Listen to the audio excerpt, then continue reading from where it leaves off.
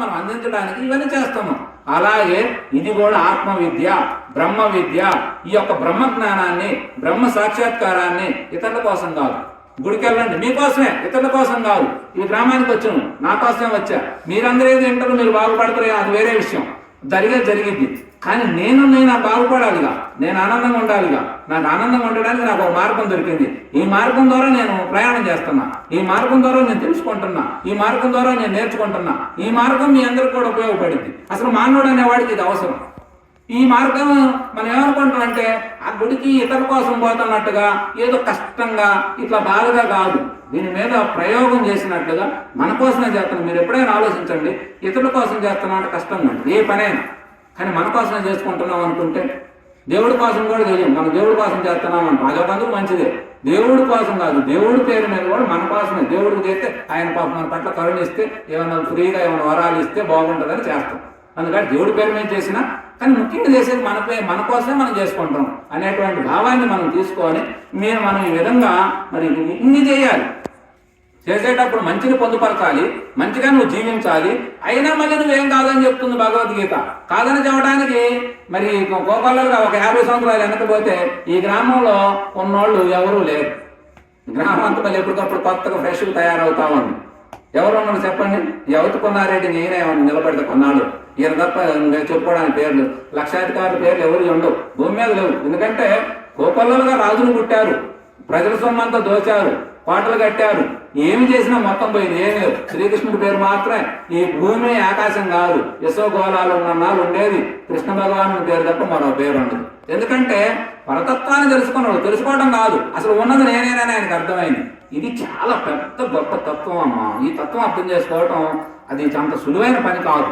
కానీ అర్థం కాకపోయినా ముఖ్యంగా మన గ్రంథం అనేది, ఇందులో చెప్పబడ్డ గ్రంథాలు మన సహజంగా చాలా మంది మహాత్ములు చెప్పేది ఏంటంటే, చెప్పిన మాట అర్థం కాదేమో, ఆచరించలేరేమో అని చెప్పి చదవండి, పుణ్యం వస్తుంది. వినండి, పుణ్యం వస్తుంది. ఆచరించండి, ఎవరన్నా వాళ్ళని అనుసరించండి, వారు చెప్తుంటే శ్రద్ధగా వినండి, పుణ్యం వస్తుందని చెబుతారు. పుణ్యం అంటే ఏమిటి? సంతోషం కలిగింది. ఇప్పుడు కాసేపు విన్నారు, మీకు తెలియకుండానే ఇక్కడ మనం జరిగేటువంటి ప్రయాణంలో అందరూ చక్కగా మనసంతా శాంతిగా హాయిగా ఉంటుంది, ఆనందంగా పరవశిస్తుంది. ఇప్పుడు మీకు ఏ బంధాలు లేవు, ఇప్పుడు మీరు బంధ విముక్తులు అయి ఉన్నారు. మీకు అనేక సమస్యలు ఉన్న ఇంటి దగ్గర అవన్నీ వదిలిపెట్టి వచ్చారు. ఇక్కడికి వచ్చిన తర్వాత తిన్న తర్వాత మొత్తం కృష్ణార్పణ వస్తు, మనకి ఏ బంధాలు లేవు. మళ్ళీ ఇక్కడి నుంచి లేచి కదా ప్రసాదం తీసుకున్నాం, మళ్ళీ రేపు పొద్దున చేసిన పనులని మొదలుపెడుతున్నాం. కానీ ఇట్లా మనం ఏం చేయాలంటే రోజు ఈ బంధం పెరుగుతూ ఉంటే కృష్ణుని సాహిత్యం పెరిగితే, అందుకే మన గురువుల్ని గురువుని అనుసరించండి, గురువు పాదాలను పట్టుకోండి అంటే, గురువు పాదాలను పట్టుకోవడానికి ఈ కాళ్ళు అయ్యేం తోలుతీర్తులు వాటిల్లో కాదు.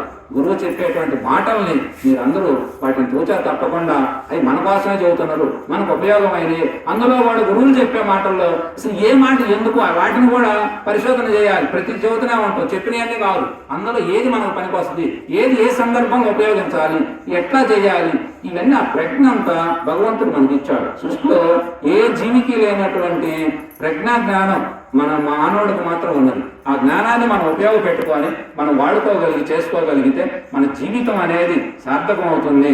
అందుకే శ్రీకృష్ణ భగవానుని వ్యాస మహర్షి యొక్క మరి వారి యొక్క కృషి ఫలం అనేది మనం వారి ఆకాంక్ష అంతా కూడా మరి సఫలీకృతం కావాలంటే మనం వారు ఏదైతే మనకు ఇచ్చారో ఆ సంపదని మనం అనుసరించి మనం ఆ విధంగా జీవించాలనే మరి ఈ యొక్క కాంక్ష కూడా శ్రీకృష్ణ భగవానుడు మరి ఆయన చేసిన విధానం కూడా, ఆయన ఏదైతే చెప్పాడో ఆయన కూడా అలానే జీవించాడు. ఆయన దేనికి అంటబాకనని చెప్పాడు. వాస్తవానికి ఆయన కళ్ళ ముందే మరి వారి యొక్క వంశవాస్తులందరూ కూడా గొడవలు పడి కొట్టుకొని మద్యం చేయించి రకరకాలుగా అవుతుంటే తప్పు ఒప్పని వాళ్ళకు కూడా కొంతవరకు చెప్పిన వినకపోతే ఆయన కళ్ళ ముందే చాలా మంది సొంత కొడుకులే చనిపోయినా కూడా చేయగలిగింది ఏమీ లేదు. ఎందుకంటే కాలం దాటరాని అది జరుగుతూనే ఉంటుంది. ఇప్పుడు వర్షం ఉంది, మనం వద్దంటే ఆగిద్దాం. కానీ మానవ ధర్మం ప్రకారం మనకున్న అవసరాలు రీత్యా వర్షం అవసరమైతే అయ్యో వరుణదేవుడా కరుణించయ్యా, నువ్వు లేకపోతే మేము వెలవెల్లాడిపోతున్నాను మొక్కోవటం. వస్తుంటే నేను రోజు ఈ మధ్య 2-3 రోజుల నుంచి ఆకాశం ఇంకా చూసి రైతు అనే భావన నాకు దేహానికి బాగా పరిచయం ఉంది కాబట్టి అయ్యో దీనివల్ల రైతులంతా బాధపడుతున్నారే అని చెప్పి చాలా నేను ఆకాశం ఇంకా చూసి బాధపడతా ఉంటాను. ఎందుకంటే ఎక్కడ చూసినా రైతులు పాపం మరి వారి కష్టం అంతా వృధాకు బాధ్యతని బాధేస్తుంది. మరి నిన్న రాత్రి కరాలపాడులో ఒక గొప్ప కార్యక్రమం పెట్టుకున్నాం. ఆ కార్యక్రమం ఏముంది, 4 సినుకులు పెడితే ఇక్కడంతా ఇక్కడ దాకా పడ్డది, కానీ అటు బళ్ళ 6,000 మంది మరి ఒకే వేదికతో బ్రహ్మాండంగా ఎంత భక్తిపరమైనటువంటి కార్యక్రమం. అందులో జ్ఞానం వచ్చేది ఎంతవరకు ఏమో కానీ మేము ఆ కార్యక్రమం మొదలు పెట్టేటప్పుడు చాలా కష్టంతో కూడుకుని ఆ కార్యక్రమాన్ని అసలు గొప్పగా అంటే ఆ టైముగా అంటే భోజనాలు పెట్టవచ్చు అన్ని వేల మందికైనా, కానీ రూపాయి డబ్బులు గుప్పిడి బియ్యం అంటూ ప్రతి ఇంటికి పోయి జోలి కట్టుకొని ఏ భేదం లేకుండా కులమతాలకు అతీతంగా వసూలు చేశాం. వసూలు చేసి పెద్ద సంఘాలు రావటం అయ్యేది, అట్లా వసూలు చేసి మొత్తం గ్రామం మొత్తాన్ని మమేకం చేసి మన యొక్క మనకి ఏదైతే అద్వైత జ్ఞానం తెలియజేస్తా ఉందో ఆ జ్ఞానాన్ని మనం ఆచరించాలి. అద్వైతం అంటే ఏమిటి? రెండోది లేదా, ఉన్నది ఒకటే. ఆయన ఏదైతే శ్రీకృష్ణుడు చెప్పిండో దాన్ని మనం ఆచరించాలంటే ఆయన ఏ కులస్తుడైనా ఏ మతస్థుడైనా ఆయన కూడా మన కృష్ణుని యొక్క అంశే, మన కృష్ణుని యొక్క తత్వమే. వాళ్ళు ఒక మార్గంలో తుమ్మల చెరువు రావడానికి 6 దారులు 7 దారులు ఉన్నాయి. వాళ్ళు ఒక దారిని వచ్చారు, మనం ఒక దారిని పోతున్నాం అనేటువంటి జ్ఞానం మనకు తెలియాలి. మనకు తెలిసింది కాబట్టే మనం అద్వైతమైనటువంటి ఏదైతే కృష్ణ భగవానుడు మనకు ఇచ్చాడో దాన్ని మనం ఆచరించాలని చెప్పి మనం 13 సంవత్సరాలుగా కార్యక్రమాన్ని నిర్వర్తిస్తే అది ఇంకా గొప్పగా ఉండాలని చెప్పి మేము పెట్టిన ఉద్దేశాలు ఇవాళ కొద్దిగా పక్కదారి పోతున్నాయి. ఎందుకంటే మనం ఆయన మొదలుపెట్టిన ఉద్దేశం లేదు. ఇవాళ రకరకాల జనాలు అందులో దొరబడుతున్నారు, డబ్బులు ఇస్తున్నారు, భజనలు అంటారు, ఏవేవో వాళ్ళు రాజకీయపరమైన కార్యక్రమం పెద్దదైన తర్వాత మనం కంట్రోల్ చేయడం కూడా కొంచెం ఇబ్బంది అవుతుంది. అయినా కొంత భక్తి, సున్నితమైన వాతావరణం, అందరూ ప్రేమతత్వంతో ఉండటం, అమ్మవారిని బాగా దర్శించుకునే విధానం, ఇవన్నీ కూడా మనం చేయాలి. మనం చేస్తేనే చేయకుండా ఎట్లా అవుతుంది? ఇట్లా చేయాలి అని మరి ఇట్లాంటి సంకల్పం చేసి ఎంతోమంది మహాత్ములు ఎన్నో రకాలుగా వారి యొక్క జీవితాలు దారిపోసారు. మనం ఒకరోజు ఏదో కూలి పనికి పోయే ఆ జీవితం ఇవ్వడానికే బాధపడుతున్నాం. కొంతమంది జీవితాలను అట్లా దారిపోసినటువంటి మహాత్ములు ఎంతోమంది ఉన్నారు. అలా మనకు భగవద్గీత మరి ఈయన మలయాళ స్వాములు ఎంత గొప్ప మహాత్ముడు ఈయన కూడా.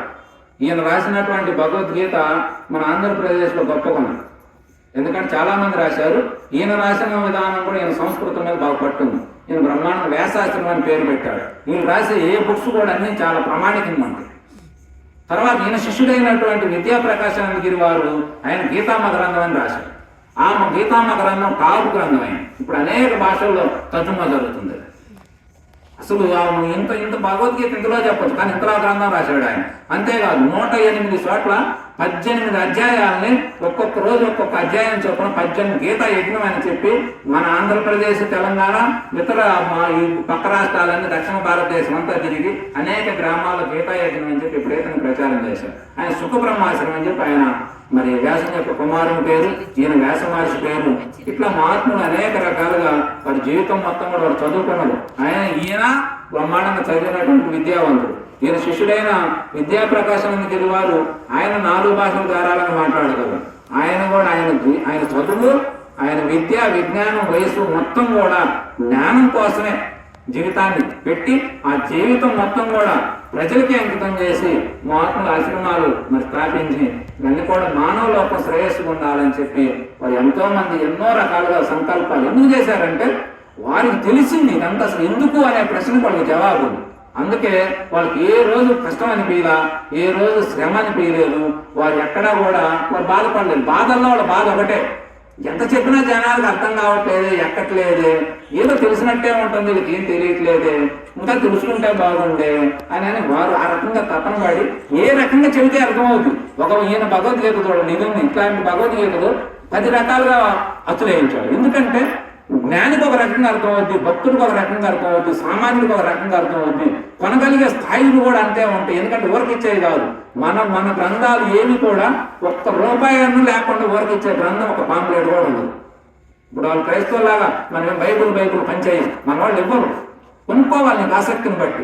అందుకని ఇట్లా 10 రకాలుగా వారి స్థాయిలకు తగ్గట్టుగా అందించడం కోసం భగవద్గీతను కొన్ని వందల వేల మంది రకరకాలుగా రాసి వారి పద్ధతిలో మనకు అందిస్తామని. అట్లాంటి భగవద్గీతను మనం అర్థం చేసుకోవాలి. అసలు మనం ఎవరైనా ఏందయ్యా నీకు భగవద్గీత ఎక్కడ పుట్టింది అంటే ఎవరు చెప్పలేము. భగవద్గీత అసలు మీ భగవద్గీత ఏంటంటే దాని గురించి తెలియదు. అందుకని ఏదో పెట్టండి అంటే మన వాళ్ళు చెప్తే ఏదో పూజా మందిరం దగ్గర పెట్టి పూజిస్తే పుస్తకం ఏమవుతుంది, దానికి చెవులు పెట్టడం తప్ప అది మనకేం రాదు. దీన్ని మనం దీన్ని అర్థం చేసుకుంటా ఇది మన జీవితంలో రంగరించుకుంటే నువ్వు నిత్య కార్యోన్ముఖుడు అవుతావు, కానీ నిత్య జీవన్ముక్తుడు అవుతావు. నిత్యం కార్యం చేస్తావు, కానీ దానికి అతీతమైనటువంటి జీవన్ముక్తుడు అవుతావు, గుణాతీతుడు అవుతావు, కర్మాతీతుడు అవుతావు, ఆఖరికి సర్వాతీతుడు అవుతావు, సర్వం తానవుతావు. ఎంత విచిత్రంగా ఉంటుందమ్మా. సర్వాతీతుడు అవుతు అంటే నువ్వేమి కానివాడు అవుతు, కానీ అన్నీ అయినవాడు అవుతు. అసలు ఎంత గొప్ప పదాలు కలుసుకుంటేనే ఒళ్ళు పులకరించినట్లుగా ఉంటుంది. అట్లాంటి తత్వం అంతా కూడా మనకు భగవద్గీతలో శ్రీకృష్ణుని యొక్క ముఖపద్మం ద్వారా జాలువారింది. ఈ గీత అనేది దీన్ని మనం తీసుకొని రేపు 11వ తారీఖు ఉంది. నేను అందుకని 4-5 గ్రామాల్లో భగవద్గీతని మనం పనిగా పెట్టుకొని ఒక 4-5 చోట్ల ఈ ప్రచారం చేయాలని ఈ 10 రోజుల్లో రోజు మార్చి రోజు మన చుట్టుపక్కల ఉన్నటువంటి భక్తులందరూ కూడా ప్రచారం చేస్తే శ్రీకృష్ణుని యొక్క గీత ఫోటో కూడా ఉంది. ఇక్కడ అంటే మన ఫోటోలు ఉన్నాయని ఈరోజు తేలేదు. ఇవన్నీ ప్రచారం చేయాలని సంకల్పం చేస్తున్నాం. ఈ రోజు వాస్తవానికి మనకి ఇక్కడ 40-50 మంది జనం రావాలి. ఈ రోజు కారణం ఏమిటంటే, ఒకటి వాతావరణం పనుల వల్ల అలసిపోయి కొంత ఉండొచ్చు, కొంత భజన కార్యక్రమాలు రెండు ఉండటం వల్ల అది కూడా కారణం చేత కొంత తగ్గారు. ఎంత తగ్గినా ఇందాక మాకు పగులు నర్సరీ గురువు గారు మాకు ఫోన్ చేస్తే ఇట్లా వాతావరణం ఉందని ఎట్లా చేయగలుగుతాం అంటే, మనం ఎప్పుడూ కూడా మన సంకల్పం ఒకటమ్మా, ఒక్కరున్నా ఇద్దరున్నా నలుగురున్నా 1000 మంది ఉన్నా మనం ఫలానా 2వ తారీఖు తుమ్మల చెరువు గ్రామంలో సత్సంగ కార్యక్రమం అనేది ఉంటే ఇక దాన్ని మనం కంటిన్యూషన్ అలవాటు చేయాల్సింది. 2 ముగ్గురున్నా లేదు, తారీఖు ఇబ్బంది అవుతుంది, తారీఖు వాళ్ళ వారాలు వస్తే సోమవారం అనుకున్నాం అనుకోండి, దానికి వచ్చే మొదట ఆదివారం అని మళ్ళీ పెట్టుకున్నాం అనుకో వారం. ఇక ఆదివారం అంటే ఖచ్చితంగా 8 గంటలకు మీరు అందరూ ఎక్కువ మందిని తీసుకొని ఎన్ని పనులు ఉంటాయి. పని నువ్వు ఎంత చేసినా ఉందమ్మా. ఇలా నా వయసు ఎంతంగా 50 రాలా, నేను పనులన్నీ నన్ను వదిలేసి ఎందుకు నేను వదిలేసి అయిపోయింది. పట్టుకుంటే నేను ఎంతైనా చేయొచ్చు. మీరు కూడా 70 ఏళ్ళు వచ్చినా పని వదిలేకపోతాను. ఇందాక నర్సరీ గురువు గారు చెప్పినట్టు ఇది ఎత్తకపోయేది ఏం లేదు. అయినా పోరాటం అని చెబుతుంది భగవద్గీత. నిన్ను పనికి మీరు పని చేయొద్దని చెప్పట్లా. పని అర్జునుడు యుద్ధం అంతకుముందు చేసిన దానికంటే గీతా బోధ అయిన తర్వాత గొప్పగా చేశాడు. ఎందుకంటే మనకు భగవద్గీత నువ్వు దీన్ని చదివి అర్థం చేసుకుంటే, నేనే దాన్ని చదివి అర్థం చేసుకున్న తర్వాత నేను ఏ పనినైనా చాలా నైపుణ్యంగా చేయగలుగుతున్నా. నేను ఎక్కడైనా బజార్లో మాట్లాడితే నాకు ఎదురు మాట్లాడి నిలబడాలంటే నిలబడలేదు. కారణం ఏంటంటే నాలో ఆ సత్యబద్ధత అనేది ఈ భగవద్గీత మనకు ఇచ్చినటువంటి జ్ఞానం. అది నా జ్ఞానం కాదు. దీన్ని నేను ఆరాధించా, దాన్ని తీసుకున్నా, దాన్ని నేనుగా జీవిస్తున్నా కాబట్టి నాకు దానిలో ఉన్న సారాంశం వాస్తవాన్ని మనకేం పెద్ద చదువున్న వాళ్ళం కాదు, మనమే సంస్కృతం బట్టి పట్టలేము, కానీ సారం అనే దాన్ని మనం తాగొచ్చు. అందుకని ఆ యొక్క కార్యక్రమాన్ని కూడా ఎక్కువ మంది రావాలి.